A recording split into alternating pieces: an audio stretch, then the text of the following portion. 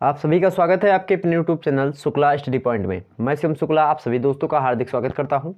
जैसा कि आपको यहां पर दिखाई पड़ रहा होगा, बीए थर्ड ईयर सोशियोलॉजी नए पाठ्यक्रम पर आधारित। मतलब इसका क्या है, इसको थोड़ा समझ लीजिए। उसके बाद अभी हम ऑब्जेक्टिव टाइप के प्रश्नों पर चर्चा करते हैं और आपको एक एक मुद्दे को समझाते हैं कि आखिरकार किस प्रकार के आपके प्रश्न पूछे जाएंगे एग्जाम में और आपको उसको कैसे करना है, कहाँ कहाँ से प्रश्न पूछे जाएंगे, इसको भी चर्चा करेंगे। तो बिल्कुल चिंता करने की आवश्यकता नहीं है। बीए थर्ड ईयर के जितने भी छात्र छात्राएँ हैं, जिन्होंने भी समाजशास्त्र विषय वस्तु को ले रखा है और समाजशास्त्र विषय वस्तु पढ़ रहे हैं इस समय, तो वह बड़े ही ध्यानपूर्वक इस वीडियो को अंत तक देखने का प्रयास करें। क्योंकि वीडियो एक बार अगर शुरू आपने कर दिया है तो वीडियो अंत तक देखना आप लोगों का एक प्रकार से परम एवं चरम कर्तव्य होता है और चरम लक्ष्य यही है आपका कि आप लास्ट तक वीडियो को देखें, ताकि आपको एक प्रकार से जब तक आप समय नहीं देंगे किसी चीज़ को तब तक आपके सारे मुद्दे समझ में नहीं आएंगे। अगर आपने आज के वीडियो में मुझे समय दिया तो हो सकता है आप जो है सब्सक्राइब अपने मन से खुद कर दे, मुझे कहने की आवश्यकता ना पड़े। चलिए शुरू करते हैं आज का वीडियो लेक्चर। पहले बता दूं मैं, जैसा कि आपको पता होगा कि इस समय बीए थर्ड ईयर के छात्र छात्राओं को या फिर ऐसे स्टूडेंट्स जो कि बीए सेकंड ईयर में हैं, उनके ऊपर भी एक प्रकार से परीक्षाओं को करवाए जाने के संबंध में बहुत सारे विश्वविद्यालय कह रहे हैं और थर्ड ईयर की तो निश्चित रूप से परीक्षा करवाई जानी ही तय है। अब ऐसे में मेरे प्यारे दोस्तों, और उनकी परीक्षा जो होगी, जैसे मान लेते हैं पहले आप बीए थर्ड ईयर में है, 2 पेपर आपके होते थे, तो 2 पेपर मेरे प्यारे दोस्तों आपको 2 पेपर में आपको मतलब कि 2 विषय वस्तु होते थे और 2 विषय वस्तु में आपको एक विषय वस्तु के 3 पेपर देने होते थे। लेकिन अब उस 3 पेपर में केवल और केवल आपको एक विषय वस्तु के 1 पेपर देने होंगे। मतलब जैसे आपने समाजशास्त्र लिया है, उसके साथ आपकी हिंदी साहित्य है या फिर ज्योग्राफी है या फिर अन्य कोई सब्जेक्ट है, तो आपको एक पेपर मतलब कि देना होगा ज्योग्राफी का, एक पेपर सोशियोलॉजी का, या एक पेपर जो है जो भी सब्जेक्ट लिए होंगे उसका, तो एक एक पेपर आपको देना होगा। और अधिकतर विश्वविद्यालय यही कर रहे हैं कि ऑब्जेक्टिव टाइप की परीक्षा लेने का एक प्रकार से निर्णय कर चुके हैं। अब ऐसे में मेरे प्यारे दोस्तों 100 नंबर के क्वेश्चंस आपके सामने आएंगे, मतलब 100 क्वेश्चंस होंगे। उनमें से शायद आपको हो सकता है ऐसी जो है सिचुएशन बन सकती है कि आपके 50 क्वेश्चन से ही करने हो। आपको 50 मतलब कि एक एक प्रश्न को लेकर के, मतलब कि आप 100 प्रश्नों में से केवल 50 प्रश्नों को करने हैं। अब देखने वाली बात है कि पेपर पैटर्न मतलब पेपर किस प्रकार से सेट करते हैं और कैसा होता है। लेकिन यहाँ पर अनुमानतः अगर मैं बताऊं, अगर मैं देखूं इनके प्रीवियस ईयर के लगभग 5 सालों के प्रश्न पत्रों को उठाकर के मैं पढ़ता हूं, देखता हूं, तो सेम पॉइंट से सेम टॉपिक्स के लगभग प्रश्न पूछे जा रहे हैं बीए में। कोई दिक्कत की बात नहीं है, तो बड़े ही आसानी से आपके सारे मुद्दे समझ में आएंगे। कोई दिक्कत की बात नहीं, सारे मुद्दे जो मैं इस समय बता रहा हूँ इसको ध्यान से अगर सुन लेंगे तो आगे चल करके आपको बड़ी ही जो है एक प्रकार से सहायता मिलेगी लेक्चर को देखने में और अपनी पढ़ाई को आगे बढ़ाने में, पेपर देने के संदर्भ में। ठीक है, तो नए पैटर्न पर आधारित मतलब कि आखिरकार आपके जो पाठ्यक्रम है उसके हिसाब से कैसे प्रश्न पूछेगा। जैसे कि सोशियोलॉजी की बात करूं मेरे प्यारे दोस्तों, तो 3 पेपर आपके होते थे समाजशास्त्र के बीए तृतीय वर्ष में। अब होगा क्या, आपका पहला पेपर जो आपका था उसका नाम क्या था, अगर मैं सही हूँ तो आपके पेपर का नाम था सामाजिक विचारों का आधार। अधिकतर विश्वविद्यालय यही सिलेबस रखते हैं, सामाजिक विचारों का आधार पेपर 1। अब प्रथम प्रश्न पत्र के अंतर्गत आप सामाजिक विचारों का आधार पढ़ते थे, जिसको अंग्रेजी में बात करते हैं तो फंडामेंटल्स ऑफ सोशल थॉट के नाम से जाना जाता है। वहीं बता दूं, अगर आपको बीए सेकंड ईयर की दृष्टि से देखें, मतलब कि बीए थर्ड ईयर में समाजशास्त्र के सेकंड पेपर की बात करें हम, तो सेकंड पेपर में मेरे प्यारे दोस्तों आप क्या पढ़ते थे, आप पढ़ते थे सामाजिक अनुसंधान पद्धति, द्वितीय प्रश्न पत्र समाजशास्त्र तृतीय वर्ष। तो तृतीय वर्ष में आप क्या पढ़ते थे, सोशल रिसर्च मेथड अंग्रेजी में जिसको कहा जाता है, अर्थात हिंदी में सामाजिक अनुसंधान पद्धति। वहीं थर्ड पेपर की बात करूं तो वहां पर आपको सामाजिक मुद्दों पर निबंध लिखने के लिए कुछ ऐसे प्रश्न पूछे जाते थे जो आलोचनात्मक, विवरणात्मक, विश्लेषणात्मक एवं इसी प्रकार से तमाम सारे मुद्दे को लेकर के उस पर आपको व्याख्यात्मक रूप से या फिर ऐतिहासिक रूप से या किसी प्रकार से समन्वयात्मक रूप से आपको टिप्पणियां करनी होती थी। ऐसे मुद्दे अब थर्ड पेपर में मान लेते हैं जो प्रश्न जिस पर आपको सामाजिक मुद्दों पर निबंध लिखना था, अब थर्ड पेपर से कैसे ऑब्जेक्टिव टाइप के प्रश्नों को बनाएगा वह, तो यहाँ से ऑब्जेक्टिव टाइप के प्रश्नों को हो सकता है उतना ना बनाए, लेकिन जो ऐसे मान लेते हैं आपके पाठ्यक्रम में राष्ट्रीय एकीकरण है, आतंकवाद है, भारत का जो है एक प्रकार से प्रभाव विश्व स्तर पर कैसा रहा है, सूचना प्रौद्योगिकी को लेकर के आपके निबंध पूछे जा चुके हैं, महिला सशक्तिकरण क्या होता है इसको लेकर के, भारत के भ्रष्टाचार, पर्यावरण प्रदूषण, औद्योगिकरण एवं शहरीकरण, या इसी प्रकार से जनसंख्या विस्फोट, नैतिकता एवं शिष्टाचार में गिरावट या कमी किस प्रकार से हो रही है, असंतुलन व जनसंख्या वृद्धि किस प्रकार से हो रही है। इन समस्त मुद्दों पर आपके पाठ्यक्रम के अकॉर्डिंग जो है एग्जाम में प्रश्न देखने को मिले हैं। होता क्या था, आपके जो लगभग जो है दो तीन प्रश्न आपसे देता था वही लिखने के लिए, तो दो आपको एक प्रकार से 25-25 नंबर के, एक 50 नंबर का निबंध आपको लिख देना था। तो ऐसे में मेरे प्यारे दोस्तों अब क्या होगा, अब ऐसे में पूछा, ऐसे मान लेते महिला सशक्तिकरण पूछा गया, तो महिला सशक्तिकरण नियम कब लागू हुआ, या इसी प्रकार से आतंकवाद को लेकर के जो एक प्रकार से जो सरकार की गाइडलाइन जारी की गई, कब जारी की गई, या कौन से मुद्दे निम्न से सरकारी मतलब कि एक प्रकार से महिला सशक्तिकरण के लिए उत्तरदायी हैं, या फिर एक प्रकार से भारत में भ्रष्टाचार किस हद तक है, विश्व स्तर पर भारत में भ्रष्टाचार के कौन सा आंकड़ा है भारत में, या इसी प्रकार से पर्यावरण प्रदूषण में भारत का चौथा स्थान है। इस प्रकार से ऑब्जेक्टिव टाइप के प्रश्नों को बनाने का प्रयास करेगा उन्हीं सामाजिक मुद्दों में से। तो कुछ प्रश्न आपके इसमें लगभग कि 20 प्रश्न उठा लेगा थर्ड पेपर से आपके। वहीं बता दूं सेकंड पेपर को लेकर के आपके मन में जो है एक प्रकार सवाल उठ रहे होंगे। हालांकि मैं आज के वीडियो के अंतर्गत पेपर 1 के क्वेश्चंस ऑब्जेक्टिव प्रश्नों के बारे में चर्चा करूंगा अभी, लेकिन यहां पर आपको बता देना आवश्यक है द्वितीय और तृतीय पेपर के बारे में। तो तृतीय पेपर के बारे में हमने समझ लिया, अब द्वितीय पेपर के अंतर्गत हम समझ लेंगे आखिरकार प्रश्नों को कैसे पूछेगा। अब इसके नेक्स्ट वीडियो के अंतर्गत मतलब कि अगले वीडियो जब आएंगे आपकी, तो सेकंड पेपर को लेकर के बना दूंगा और थर्ड पेपर को लेकर के भी बना दूंगा, प्रश्नों को किस प्रकार से प्रश्न पूछेगा, तो आप बड़े आसानी से कर लेंगे। ओके, ध्यान रखेंगे इस बात को। तो बहुत ही महत्वपूर्ण प्रश्नों को हमने कलेक्शन किया है ऑब्जेक्टिव टाइप के, उनको देखिएगा। उनसे जैसे कि मान लेते हैं अगर हमने 20 प्रश्नों को या 10-12 प्रश्नों को इकट्ठा किया होगा, तो उस 10-12 प्रश्नों को अगर मैं बताऊंगा तो लगभग आपके 100-200 प्रश्न वैसे तैयार हो जाएंगे ऑब्जेक्टिव, तो कोई चिंता करने की आवश्यकता आपको नहीं पड़ेगी। ठीक है, तो मैं बता रहा था आपको सेकंड पेपर के बारे में। सेकंड पेपर जैसा कि आपको पता है सोशल रिसर्च मेथड नाम से आपका पेपर जाना जाता है, मतलब कि सामाजिक अनुसंधान पद्धति। क्या? सामाजिक अनुसंधान पद्धति। आखिरकार जो सामाजिक नियम होते हैं, सामाजिक जो एक प्रकार से दायरा होता है, उस सामाजिक दायरे के अंतर्गत सामाजिक एक प्रकार समाज के अंतर्गत जो एक प्रकार से कोई अनुसंधान करना होता है, तो उसमें कौन सी पद्धतियाँ कार्य करती हैं, किस पद्धति का प्रयोग करके हम सामाजिक अनुसंधान पद्धतियों मतलब सामाजिक अनुसंधान करते हैं, किन पद्धतियों का प्रयोग करके। तो ऐसा अनुसंधान जो कि सामाजिकता पर आधारित हो, और उस सामाजिकता पर आधारित जो आपका एक प्रकार से प्रारूप होता है, पद्धति होती है, उसी पद्धति को हम सामाजिक अनुसंधान पद्धति कहते हैं। किन किन प्रणाली के द्वारा, किन किन पद्धति के द्वारा मापा जाता है सामाजिक अनुसंधान? समाज में बुराइयों को, समाज में अच्छाइयों को, समाज में मापदंड क्या है, समाज के नियम क्या हैं, समाज का एक प्रकार से सारा ब्यौरा जो है इसी प्रकार से लिया जाता है। बात करते हैं आखिरकार कौन कौन सी पद्धतियाँ होती हैं। वहीं बात करें साक्षात्कार एक पद्धति होती है, प्रश्नावली के माध्यम से, माध्यिका के माध्यम से, व्यक्तिगत अध्ययन पद्धति होती है, प्रतिदर्श, वर्णात्मक शोध प्रारूप, उपकल्पना की प्रकृति, सामाजिक सर्वेक्षण, प्राथमिक जो है सम्मक और तथ्य का अर्थ क्या होता है, अनुगामी पत्र, माध्य, सारणीयन पद्धति, प्रविधि, वर्गीकरण, वैज्ञानिक पद्धति के चरण, निदर्शन यानी जिसको प्रतिचयन के नाम से आना आता है, बहुलक, निरीक्षण, केंद्रीय प्रवृत्ति, सामाजिक अनुसंधान के कौन कौन से चरण होते हैं, इसको लेकर के प्रश्न पूछा आता है, समांतर माध्य, निगमन पद्धति, व्यक्तिगत प्रलेख इत्यादि ऐसे जो है टॉपिक्स हैं जिनसे आपके एग्जाम्स में प्रश्न पूछे जाते हैं। अब यहाँ पर आपको समझने वाली बात यह होगी कि यहाँ से ऑब्जेक्टिव टाइप के प्रश्नों को कैसे पूछेगा। तो कुछ इस प्रकार से आपसे सीधे पूछ सकता है कि मान लेते हैं कि आपसे पूछा जाए कि साक्षात्कार मूल रूप से सामाजिक अंतःक्रिया की एक प्रक्रिया है, यह कथन निम्न में से किस विद्वान का है? तो यह कथन किसका है भैया?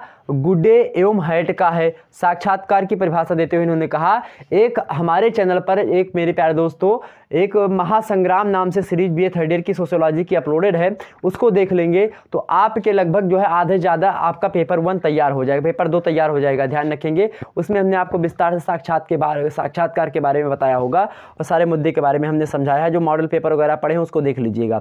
या आपसे तमाम सारे प्रश्न पूछ सकता है, जैसे कि अब यहाँ से ऐसे पूछेगा आपसे, एक हो सकता है चार्ट आपको साड़ियाँ दे दे, पूछ ले इसमें माध्य क्या है। तो माध्य क्या होता है? समंक वाला जो समंक जो माला होती है उसके पदों में जो जोड़ में उनकी संख्या जो होती है उसके द्वारा जब भाग दिया जाता है तो राशि जो प्राप्त होती है उसी को हम क्या कहते हैं? माध्य कहते हैं।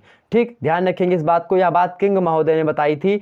ऐसे आपसे पूछेगा कि निम्न में से अनुगामी पत्र की जो है सही परिभाषा है। ऐसे पूछेगा आपसे कि उपकल्पना की प्रकृति क्या होती है। तो अब उसमें कुछ ऐसे तत्वों को देगा, मैं जब प्रश्नों को बनाऊंगा तो उसमें प्रश्नों के हिसाब से आपको सारे मुद्दे समझा दूंगा। या आपसे पूछेगा कि सामाजिक अनुसंधान के चरण है, आपको ऑप्शन में दे दिया विषय निर्वचन, आपको ऑप्शन में दे दिया क्षेत्रीय सर्वेक्षण, आपको ऑप्शन में दे दिया कि सूचनादाताओं का चयन। अब क्या करेंगे आप, और एक ऑप्शन में दूसरा कुछ और दे दिया आपको कि जो है तथ्यों का वर्गीकरण, तो क्या करेंगे आप, वही तथ्यों का वर्गीकरण जो होगा आप उसको गलत लगाएंगे, क्योंकि वह जो है तथ्यों का वर्गीकरण वैज्ञानिक पद्धति का चरण है। अब सामाजिक अनुसंधान का चरण पूछ रहा, तो इसमें सामाजिक अनुसंधान के चरण कौन कौन से होते हैं, विषय निर्वचन होता है, अनुसंधान के क्षेत्र का निर्धारण किया जाता है, साहित्य का पुनरावलोकन किया जाता है, क्षेत्रीय सर्वेक्षण किया जाता है, इकाइयों को निर्धारित एवं परिभाषित किया जाता है, प्रकल्पना का निर्माण किया जाता है, सूचनादाताओं का चयन किया जाता है, सूचना स्रोतों का निर्धारण किया जाता है, अनुसंधान की पद्धति होती है, अध्ययन पद्धतियाँ तथा प्राविधियों का निर्माण एवं पूर्व निरीक्षण किया जाता है, उसका दत्त संकलन अर्थात जो हमको प्राप्त चीज़ें हैं उसका इकट्ठा करें, मतलब जितने भी डाटा हमारे पास मतलब कि हैं उनको हम कलेक्शन करते हैं, इकट्ठा करते हैं। तो कुछ ऐसे होते हैं। जहाँ वैज्ञानिक पद्धति की बात की जाए तो वैज्ञानिक पद्धति के चरण होते हैं आपके अध्ययन का समस्या, जो अध्ययन होती है उसमें बहुत सारी समस्याएं होती हैं, उन्हीं का अगर आप निरूपण कर देते हैं तो एक वैज्ञानिक पद्धति का चरण होगा। दूसरा चरण होता है उपकल्पना का निर्माण, कोई कल्पना बना लो कि हाँ हमको ऐसे ऐसे सारे प्रोसेस करने हैं, तो एक प्रकार से इसको निर्माण करना होता है। कोई तथ्य मान लीजिए डाटा है तो उसका संग्रह आपको भी करना होगा, तथ्यों का व्यवस्थित लेखन होना चाहिए, मतलब कि अगर वैज्ञानिकता पर आधारित करते हैं तो सुव्यवस्थित सुसंगठित एवं क्रमबद्ध तरीके से अगर आप कोई कार्य करेंगे तभी वो वैज्ञानिक पद्धति मानी जाएगी। तथ्यों का वर्गीकरण भी किया जाता है और वैज्ञानिक सामान्यीकरण किया जाता है कि अर्थात वैज्ञानिकता पर कहाँ तक यह मुद्दा खरा उतरता है। ठीक है, तो ये सारे मुद्दे यहाँ पर किए जाते हैं। अब मैं चर्चा करूँगा जो है अगर नेक्स्ट वीडियो के अंतर्गत इन सभी के बारे में कि समांतर माध्य क्या होता है, निगमन पद्धति क्या होती है, व्यक्तिगत प्रलेख क्या होता है, इत्यादि इत्यादि। ठीक है, तो यहाँ पर आपने 2 पेपर के बारे में समझा कि आखिरकार प्रश्न पत्र में कैसे प्रश्न पूछेगा, और मैं समझाऊंगा पेपर में जो है प्रश्न पत्रों को शामिल करूँगा, मतलब कि प्रश्नों को मैं कलेक्शन करके आपको देने का प्रयास करूँगा। अब हम यहाँ पर शुरू करेंगे बीए थर्ड ईयर को लेकर के, जो पेपर 1 से प्रश्न पूछे जाते हैं। पेपर 1 से आपके अधिक मात्रा में प्रश्न पूछे जाएंगे, आपको ध्यान होना चाहिए बात। सबसे पहले आप अगर समाजशास्त्र विषय वस्तु पढ़ने जा रहे हैं और समाजशास्त्र का एक प्रकार से आप पढ़ते हैं मेरे प्यारे दोस्तों सामाजिक विचारों का आधार, जब भी आप सामाजिक विचारों का आधार पढ़ने को स्टार्ट करते हैं तो सबसे पहले आपके सामने कुछ मुख्य चीज़ें आती हैं, जैसे कि आपको समाजशास्त्र के बारे में जानना होगा, समाजशास्त्र के इतिहास के बारे में कुछ पॉइंट पता होने चाहिए, क्योंकि ऑब्जेक्टिव टाइप के प्रश्न आप कैसे बनेंगे आपसे पूछा जाएगा। जैसे फर्स्ट ईयर में आपसे पूछा गया था कि समाजशास्त्र किन 2 शब्दों से मिलकर के बना है, यह बात आपको पता होनी चाहिए। तो समाजशास्त्र आपको पता है 2 शब्दों से मिलकर के बना है, पहला कौन है सोशियस और दूसरा कौन है लोगस। सोशियस किस भाषा का है आपसे पूछ सकता है, तो सोशियस लैटिन भाषा का है। आपसे पूछ सकता है जो लोगास है वह किससे बना है, तो लोगास मेरे प्यारे दोस्तों ग्रीक भाषा का शब्द है। लोगास का मतलब शास्त्र या विज्ञान होता है, जबकि सोशियस का मतलब होता है समाज। ओके, ध्यान रखेंगे इस बात को। और यही बता दें आपको मेरे प्यारे दोस्तों, समाजशास्त्र जो विषय वस्तु है इसका विकास एक विशिष्ट विषय के रूप में आपसे एग्जाम में पूछेगा कि समाजशास्त्र का विकास एक विशिष्ट रूप में किस सन में हुआ। तो एक विशिष्ट विषय के रूप में समाजशास्त्र का जो उदय होता है 1938 ईस्वी में इसका प्रारंभ माना जाता है, एक विशिष्ट विषय के रूप में। विशिष्ट शब्द ध्यान से सुनिएगा। लेकिन अगर बात करें कि समाजशास्त्र की उत्पत्ति कब हुई तो 1838 ईस्वी में हुई, मतलब जस्ट 1938 जो हमने बताया विशिष्ट विषय के रूप में 100 साल के पहले, मतलब 100 साल लग गए उसको विशिष्टता प्राप्त करने में उस विषय वस्तु को। ठीक है, ध्यान रखेंगे। तो 1838 ईस्वी में समाजशास्त्र की उत्पत्ति होती है। कहाँ पर उत्पत्ति हुई? फ्रांस में उत्पत्ति हुई। समाजशास्त्र का समाजशास्त्र नाम किसने दिया? तो अगस्त कॉम्टे ने दिया। अगस्त कॉम्टे कौन थे? फ्रांस के एक प्रकार से वो फिलोसॉफी मतलब कि एक प्रकार से दार्शनिक थे, समाजशास्त्री भी थे और एक प्रकार से शिक्षाविद भी रहे हैं। तो कहीं ना कहीं पे आपको यह बातों को ध्यान में रखना होगा। तो फादर ऑफ जो है सोशियोलॉजी किसको कहा जाएगा? क्योंकि नामकरण किसने किया? तो नामकरण जो है अगस्त कॉम्टे ने किया, तो इसीलिए उनको फादर ऑफ सोशियोलॉजी कहा जाता है, समाजशास्त्र के पिता कहा था। तो ये भी आपसे एग्जाम में प्रश्न पूछ सकता है, क्योंकि पेपर आपका इस समय टफ नहीं बनाया जाएगा, क्योंकि एग्जामिनर्स जो है इस समय यही सोच रहे हैं कि जो है सिलेबस कंप्लीट हुआ नहीं बच्चों का, सिलेबस आपका पूरा कंप्लीट तो करवाया नहीं किसी ने। अब इसमें लोग सोच रहे हैं कि आखिरकार अगर सिलेबस नहीं कंप्लीट करवाया है आप लोगों का तो उसमें मेरे प्यारे दोस्तों ऐसे प्रश्नों को दिया जाए ताकि बच्चे जो फर्स्ट ईयर या सेकंड ईयर में पढ़े हों उससे कुछ प्रॉफिट हो जाए उनका, या फिर जो थर्ड ईयर में कुछ पढ़े हों तो उससे उनके मतलब एक प्रकार से प्रश्नों को कर ले, मतलब ऐसे प्रश्न देंगे ताकि आप उसको कर ले जाए। तो चिंता मत करिए, आपको आसान आसान प्रश्न दिया जाएगा, कुछ ऐसे प्रश्न दिए जाएंगे जो कि आपको नहीं मतलब कि कुछ ऐसे बच्चे होते हैं जो कि मान लेते नहीं पढ़े हैं तो वो भी कर ले जाएंगे। लेकिन मेरे प्यारे दोस्तों कुछ ऐसे प्रश्न पूछे जाएंगे जो कि टफ होंगे, जो कि अच्छे प्रश्न होंगे, तो उनको मैं बताने का प्रयास करूंगा आपको। ठीक है, अभी मैं उसमें बढ़िया बढ़िया प्रश्नों को लूंगा और आसानी से आपको समझाने का प्रयास करूंगा। सबसे पहले एक बात यहाँ पर और आप जान लीजिए कि अगर आपसे पूछे कि विश्व में सर्वप्रथम जो है, अगर विश्व में पूछे कि विश्व में सर्वप्रथम एक पृथक विषय के रूप में सबसे पहले एक पृथक विषय के रूप में विश्व में सर्वप्रथम किस देश में समाजशास्त्र की उत्पत्ति प्रारंभ होती है, तो कहाँ पर भैया, अमेरिका में शुरू होती 1876 ईस्वी में। कब? 1876 ईस्वी में अमेरिका में सबसे पहले एक पृथक मतलब अलग विषय के रूप में समाजशास्त्र का अध्ययन प्रारंभ हो जाता है। वहीं बात करें फ्रांस की, जहाँ पर समाजशास्त्र की उत्पत्ति मानी जाती है, तो वहाँ पर एक अलग विषय के रूप में मतलब पृथक विषय के रूप में 1889 ईस्वी में प्रारंभ होता समाजशास्त्र का एक प्रकार से अध्ययन।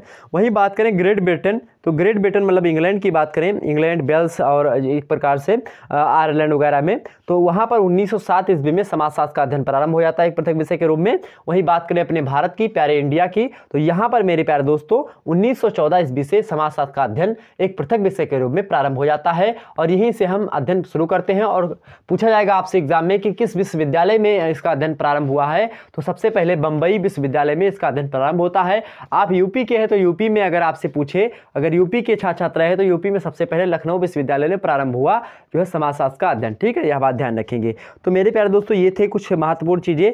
आपसे पूछेगा एक विचार बहुत ही फेमस है कि man is a social animal, मनुष्य एक सामाजिक प्राणी है। यह कथन किसका है? यह कथन किसने कहा? तो यह कथन किसका है? अरस्तू का है। आपसे समाजशास्त्र की परिभाषाओं को लेकर के एक आध प्रश्न पूछ लिया जाएगा कि समाजशास्त्र समाज का विज्ञान है, इनमें में से कौन से विद्वान मानते हैं?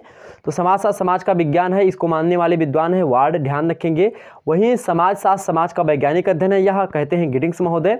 वहीं समाजशास्त्र वह विज्ञान है जो समाज का अध्ययन करता है, इसको ओडम महोदय कहते हैं। इसी प्रकार से और तमाम सारे विद्वान हैं जिन्होंने समाजशास्त्र की अलग अलग परिभाषा दी। कुछ विद्वानों ने समाजशास्त्र को समाज का अध्ययन माना, कुछ विद्वानों ने समाजशास्त्र को सामाजिक संबंधों का अध्ययन माना, कुछ जिनमें सामाजिक संबंधों को अध्ययन के मानने में HP फेयरचाइल्ड, JF क्यूबर, वान बीज इत्यादि शामिल हैं। वहीं कुछ विद्वानों ने समाजशास्त्र को समूहों का अध्ययन माना, उसमें पार्क बर्गेस और नोब्स हैं, हाइन है, फ्लेमिंग है इत्यादि हैं, जॉनसन भी इसी में शामिल हैं। वहीं समाजशास्त्र के सामाजिक अंतःक्रियाओं का अध्ययन कुछ लोग मानते हैं, उसमें आपके गिलिन और गिलिन हैं, गिन्सबर्ग हैं, जॉर्ज सीमेल हैं, इन सभी लोग इसमें शामिल हैं। ओके, तो चलिए नेक्स्ट रूप में हम आगे बढ़ते हैं और प्रश्नों को अपने एक प्रकार से समाहित करते हैं। ठीक है, आपके सामने यहाँ पर मेरे प्यारे दोस्तों, आपके सामने यहाँ पर प्रदर्शित हो रहा होगा पहला प्रश्न ऊपर लिखा हुआ है छोटे छोटे अक्षरों में कि प्रत्यक्षवाद की अवधारणा किसने दी थी। मोस्ट इंपोर्टेंट क्वेश्चन है आज की वीडियो का, प्रत्यक्षवाद की अवधारणा किसने दी है। यह प्रश्न एक प्रकार से छपेगा आपके एग्जाम में, तो फटाफट से एक बार वीडियो को लाइक करें। अगर चैनल अगर पसंद आ रहा तो चैनल पर एक प्रकार से चैनल को सब्सक्राइब करके अपनी सदस्यता ग्रहण करें, क्योंकि इसी प्रकार से अन्य सब्जेक्ट की वीडियो आती रहेगी आप लोगों के सामने। ठीक है, यहाँ पर आपको क्या करना है मेरे प्यारे दोस्तों, आपको सिर्फ एक काम करना है, आपको बस ध्यान पूर्वक हमको सुनना है। ओके, मैं एक एक प्रश्नों को डिफाइन करके आपको समझाता हूँ। प्रत्यक्षवाद किसका ही एक प्रकार से प्रत्यक्षवाद जो है उसकी अवधारणा किसने दी है, तो प्रत्यक्षवाद की अवधारणा किसने दी भैया, तो यहाँ पर ऑप्शन में आपको पहला प्रश्न देखने का प्रयास करें। प्रत्यक्षवाद की अवधारणा किसने दी है? ए ऑप्शन में दिया है कॉम्ट मतलब अगस्त कॉम्ट, बी दिया है स्पेंसर, सी दिया है दुर्खीम और डी दिया है इनमें से कोई नहीं मतलब नन ऑफ दिस, NOT। क्या होगा? प्रत्यक्षवाद की अवधारणा जो दी है कॉम्ट ने दी है। किसने दी है? कॉम्ट ने दी है प्रत्यक्षवाद की अवधारणा। ध्यान रखेंगे किसने दी है, तो कॉम्ट ने दी है। अगस्त कॉम्ट बोल सकते, कोई दिक्कत की बात नहीं है। कॉम्ट ने दी है किसकी? प्रत्यक्षवाद की अवधारणा। आपसे पूछ सकता है कि प्रत्यक्षवाद जो है एक प्रकार से यहीं पर आपसे पूछ सकता है पॉजिटिव फिलॉसॉफी पुस्तक किसकी है, तो कॉम्ट जो है प्रत्यक्षवाद के संस्थापक है। ध्यान रखेंगे आपसे पूछे कि प्रत्यक्षवाद के संस्थापक किसने हैं या अवधारणा किसने दी है, तो कॉम्ट ने दी है। और कॉम्ट ने इसके आधार पर बताया कि अनेक अवधारणाओं को इसी के आधार पर जन्म दिया इन्होंने। और कॉम्ट की प्रत्यक्षवाद की अवधारणा का उल्लेख उन्होंने अपनी पुस्तक किसमें किया है मेरे प्यारे दोस्तों, तो उन्होंने पॉजिटिव फिलॉसॉफी नामक पुस्तक है उनकी, उन्होंने उसी में इसका जो है इस अवधारणा को उन्होंने बताया है। वहीं एक प्रकार से सर्वप्रथम कॉम्ट ने प्रत्यक्षवाद का अभिप्राय वैज्ञानिक बताया और एक प्रकार से इसको वैज्ञानिक अर्थ में ही इन्होंने रखा। ठीक है, ध्यान रखेंगे। इन्होंने कहा कॉम्ट ने कि प्रत्यक्षवाद की अवधारणा देते हुए कि यदि हमें प्रकृति एवं ब्रह्मांड की घटनाओं को समझना है तो उसकी व्याख्या धार्मिक, तात्विक एवं अलौकिक आधार पर नहीं वरन वैज्ञानिक विधि के आधार पर करनी होगी। वैज्ञानिक विधि के घटनाओं की व्याख्या निरीक्षण, परीक्षण, प्रयोग एवं वर्गीकरण के आधार पर की जाती है। वहीं आपसे एग्जाम में प्रश्न पूछ सकता है कि कॉम्ट की जो प्रत्यक्षवाद की अवधारणा है उसकी विशेषताएं कौन सी हैं, तो उसकी विशेषताओं को लेकर के आपसे पूछेगा तो आप सीधे सीधे हो सकता है एग्जाम में पूछ ले, तो उसमें देगा कि यह भाग्यवादी नहीं है, आपसे देगा कि यह आशावादी नहीं है, तो ये सब होती हैं। तो कांट के जो प्रत्यक्षवाद की विशेषता है, ना तो यह भाग्यवादी है, ना यह आशावादी है, ना यह मेरे प्यारे दोस्तों भौतिकवादी, मतलब ना तो भौतिकवादी है, क्योंकि यह भौतिक शक्तियों को बौद्धिक शक्तियों के अधीन करता है प्रत्यक्षवाद। इसका संबंध ना तो वास्तविकता से है और ना ही कल्पना से है, इसका संबंध वास्तविकता से है, कल्पना से नहीं होता। ठीक, ध्यान रखेंगे। तो प्रत्यक्षवाद का संबंध किससे है? वास्तविकता से है, ना कि कल्पना से है। इसको भी आप ध्यान रखेंगे। और प्रत्यक्षवाद का संबंध उपयोगी ज्ञान से है, ना कि समस्त ज्ञान से होता है। और साथ ही साथ इसका संबंध जो है यथार्थ ज्ञान से होता है, ना कि अस्पष्ट विचारों से। तो आपको ऑप्शन में देगा कि यह भाग्यवादी नहीं है, यह आशावादी नहीं है, इसका संबंध वास्तविकता से है, या एक ऑप्शन दे देगा कि इसका संबंध कल्पना से है। तो कल्पना से नहीं है। ठीक है, ध्यान रखेंगे। तो कुछ ऐसे प्रश्न आपके एग्जाम में बनेंगे। तो पहला प्रश्न आपका क्लियर हुआ, प्रत्यक्षवाद की अवधारणा किसने दी है? कांट महोदय ने दी है। नेक्स्ट देखें, आत्महत्या का सिद्धांत किसने दिया? आप सभी को पता होगा, सेकंड ईयर में आप आत्महत्या का सिद्धांत पढ़े होंगे, थर्ड ईयर में भी आप आत्महत्या का सिद्धांत है। तो आत्महत्या का सिद्धांत दिया था, उनका नाम है दुर्खीम महोदय। किसने दिया था? इमाइल दुर्खीम ने आत्महत्या का सिद्धांत दिया था। इसको हमने विस्तार समझा दिया, आत्महत्या की वीडियो हमारे चैनल पर उपलब्ध है, उसको देख लीजिएगा। तो दुर्खीम महोदय कहाँ पर है? Option C is right answer. तो आत्महत्या का सिद्धांत किसने दिया? दुर्खीम महोदय ने दिया। नेक्स्ट प्रश्न है आपका तीसरा नंबर प्रश्न, देखें, वर्ग संघर्ष का सिद्धांत किसने दिया? किसका संघर्ष भैया? वर्ग संघर्ष। जब भी हमने आपको बार बार बताया होगा, जब भी वर्ग संघर्ष की बात करें तो वर्ग संघर्ष में आपको मेरे प्यारे दोस्तों एक नाम आपको याद रखना है। वर्ग संघर्ष के बारे में जैसे भी प्रश्न आपसे पूछे तो वर्ग संघर्ष सीधे सीधे क्या बताएंगे आप? Karl Marx. ऑप्शन इसका बी करेक्ट होगा। ठीक है। नेक्स्ट प्रश्न है चौथा नंबर, कि निम्न में से कौन एक वर्ण नहीं है? क्या निम्न में से कौन एक वर्ण नहीं है? भैया एक दिया है ए ऑप्शन में ब्राह्मण, बी दिया है क्षत्रिय, सी दिया है यादव और डी दिया है वैश्य। तो इनमें से कौन एक वर्ण नहीं होगा? तो यादव जो है एक जाति है, ना कि वर्ण है। ध्यान रखेंगे, ऐसे प्रश्न आपको देगा एग्जाम्स में, तो इसको ध्यान रखेंगे आप। ठीक, वर्ण कौन कौन से होते हैं? ब्राह्मण, क्षत्रिय, वैश्य और शूद्र। ब्राह्मणों वैश्य मुखामा सीधा बाहुराज्यान्य कृता उरु तदस्य वैश्याः पादाभ्याम शूद्रो अजायतः। इस प्रकार से 4 वर्णों में बांटा गया है। ब्राह्मण जो है एक विराट पुरुष के मुखमंडल से ब्राह्मण की उत्पत्ति, भुजाओं से क्षत्रिय की उत्पत्ति, उधर से मतलब कि पेट के आसपास के जो है हिस्से से वैश्य की उत्पत्ति और पैरों के हिस्से से शूद्र की उत्पत्ति मानी जाती है। ठीक, तो यहाँ पर जो है आपसे पूछ सकता है कि निम्न से कौन एक वर्ण नहीं है, या आपसे पूछ सकता है निम्न से कौन एक जाति नहीं है, या फिर आश्रम व्यवस्था को लेकर के आपसे प्रश्न पूछेगा कि आश्रम व्यवस्था का आधार क्या है। आपसे मान लेते पूछ ले कि आश्रम व्यवस्था का आधार क्या है, तो आश्रम व्यवस्था कितनी एज पर मानी जाती है? तो 100 वर्ष की आश्रम व्यवस्था मानी जाती है। 25-25 सालों का बटा होता है। आश्रम कितने प्रकार के होते हैं? 4 प्रकार के होते हैं। पहला गृहस्थ आश्रम, पहला ब्रह्मचर्य आश्रम, दूसरा गृहस्थ आश्रम, तीसरा वानप्रस्थ आश्रम, चौथा आपका संन्यास आश्रम। इन सभी मुद्दों को हमने समझा भी दिया है, वीडियो में देख लीजिएगा आप। ठीक है, जो मॉडल पेपर की वीडियो अपलोडेड है। अगला है सत्ता की अवधारणा किसने दी थी? किसकी भैया? तो सत्ता की अवधारणा किसने दी थी? ध्यान से सुनिएगा, सत्ता की अवधारणा ऑप्शन में आपको मिलेगा। ऑप्शन ए है मेरे प्यारे दोस्तों कार्ल मार्क्स, बी दिया है वेबर, सी दिया है कांट और डी दिया है रूसो। सत्ता की अवधारणा किसने दी थी? सत्ता की अवधारणा किसने दी थी भैया? बताइए किसने दी थी सत्ता की अवधारणा? बताइए फटाफट, सत्ता की अवधारणा किसने दी थी? सत्ता की अवधारणा मैक्स वेबर। किसने दी थी? मैक्स वेबर ने दी थी सत्ता की अवधारणा। ध्यान रखेंगे किसने दी थी? मैक्स वेबर ने दी थी। ठीक, ध्यान रखेंगे इतनी बात। चले, सत्ता की अवधारणा किसने दी थी? आपसे पूछे सावयवी सिद्धांत किसने दिया था समाज के उत्पत्ति संबंधित? तो किसने दिया था सावयवी सिद्धांत समाज का? हर्बर्ट स्पेंसर ने दिया था। इसी प्रकार से आपसे और तमाम सारे मुद्दों को पूछ सकता है। ठीक है, चले आगे बढ़ते हैं अगले प्रश्न की ओर। एक मिनट, हाँ, अगला प्रश्न स्लाइड आपके सामने प्रस्तुत है मेरे प्यारे दोस्त। अगला प्रश्न है कि आश्रम व्यवस्था में व्यक्ति की आयु कितनी आधार स्वरूप मानी जाती है? यहाँ पर प्रश्न ही जो है हमने इंक्लूड कर दिया। आश्रम व्यवस्था में व्यक्ति की आयु कितनी आधार स्वरूप मानी गई है?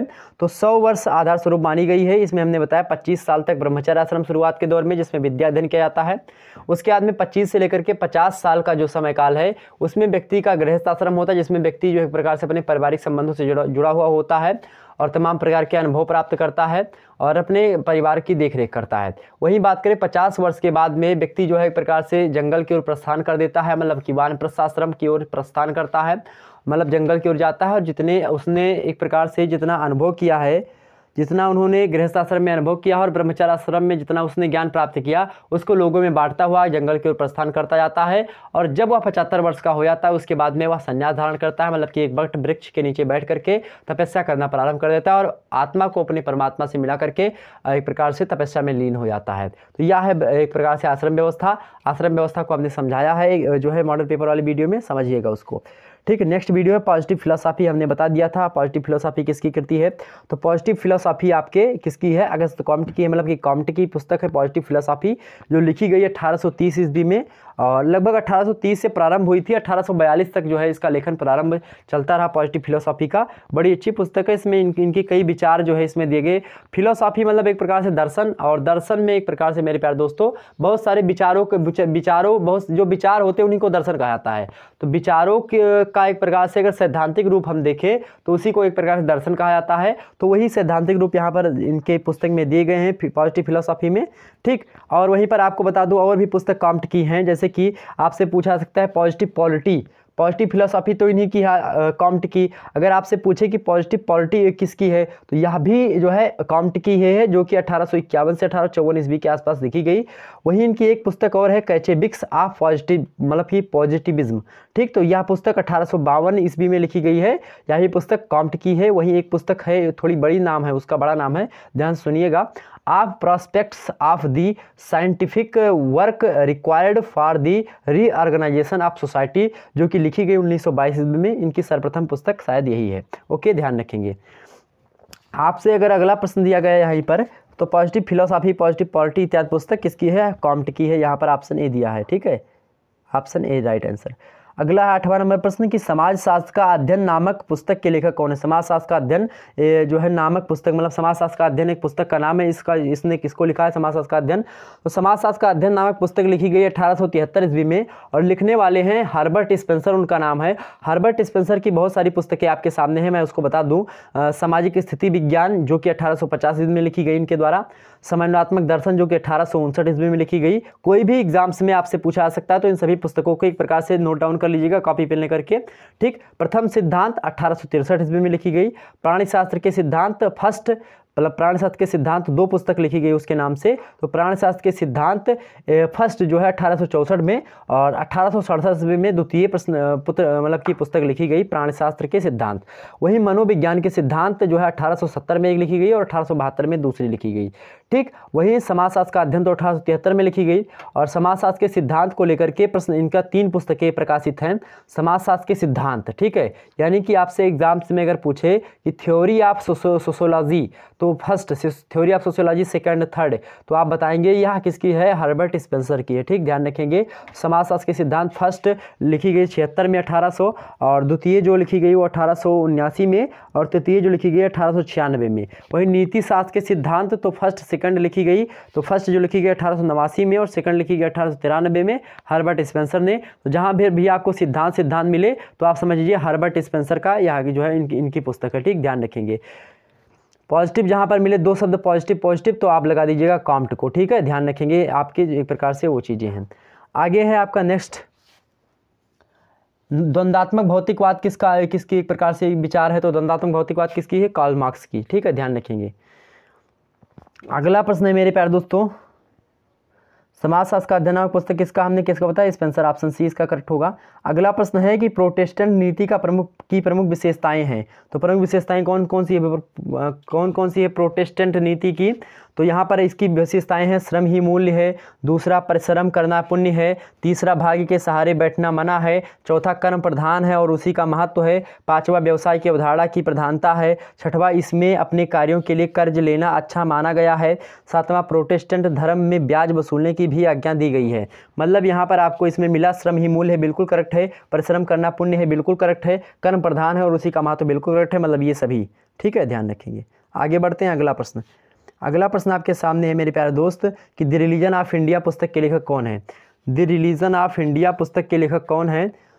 तो द रिलीजन ऑफ इंडिया पुस्तक के लेखक हैं आपके मैक्स वेबर। कौन है, मैक्स वेबर। इनकी और भी पुस्तकें हैं, जैसे the Protestant ethic and the spirit of capitalism, Max Weber की पुस्तक है। वहीं द रिलीजन ऑफ चाइना, तो द रिलीजन ऑफ चाइना या द रिलीजन ऑफ इंडिया, इस प्रकार से द जो आगे लगा मिले अधिकतर, तो आप समझ जाइए मैक्स वेबर की पुस्तक है, उसको लगा दीजिएगा, ठीक है, ध्यान रखेंगे। तो the religion of India, the religion of China, ये किसकी है, मैक्स वेबर की है। और वहीं एंशियंट जुडाइज्म, ये भी इन्हीं की है। इकोनॉमी एंड सोसाइटी, ये भी इन्हीं की है।